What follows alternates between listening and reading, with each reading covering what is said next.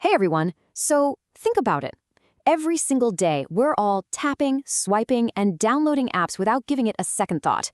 But have you ever stopped to wonder what's actually keeping that whole digital world safe, functional, and, consistent? Well, today, we're pulling back the curtain on the App Store's unseen blueprint, its official rulebook. But first, just imagine this for a second. What if the App Store had zero rules? None. Picture it, a complete free-for-all.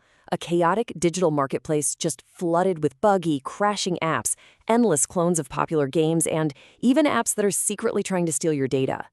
It would be a nightmare, right? You wouldn't be able to trust anything you download. And that's the exact problem Apple wanted to solve.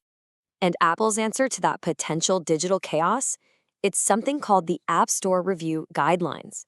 And trust me, this isn't just some boring legal document. It's the very foundation of the App Store experience we all know.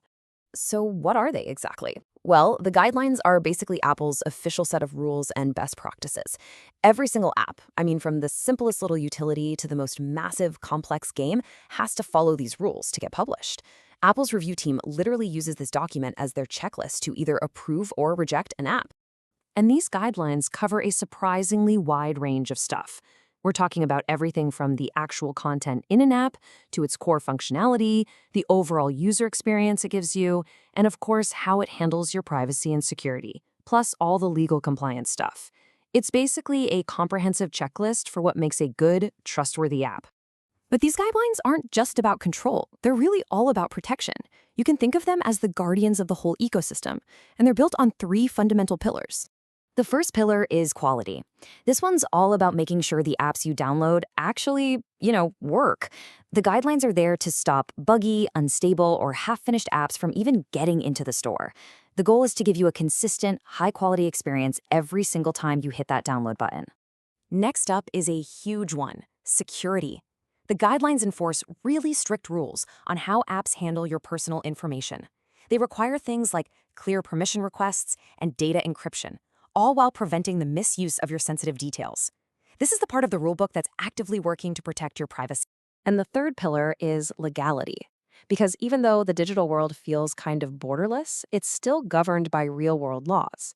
These guidelines make sure apps comply with major global regulations, like GDPR over in Europe, and that they respect things like copyright and intellectual property. It's all about creating a fair and lawful playing field for everybody. Now, this might seem like a ton of hoops for developers to jump through, but following these rules actually pays off in a huge way for us as users and for the creators themselves. It actually builds a much better, more stable system for everyone involved. You can see the two paths so clearly here. For a developer, following the guidelines means a way higher chance of getting approved on the first try, which leads to a smoother launch. Ignoring them, that just leads to rejections and setbacks. And even more importantly, sticking to the rules protects their whole business from being kicked off the store, creating a stable path to success. So, when you put it all together, it becomes obvious that we're talking about something much bigger than just a simple set of rules. We're really talking about a foundational philosophy for the entire ecosystem. This quote from the source material really just sums it up perfectly. The guidelines are not just a list of do's and don'ts. They're a framework for building apps that are safe, legal, high quality, and ultimately worthy of our trust. And that word trust is absolutely the key to all of this. Which brings us to our final question.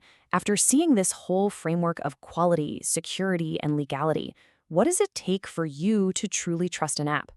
Maybe the next time you download something, you'll have a new appreciation for the unseen blueprint that helped get it safely onto your screen. Thanks for joining us.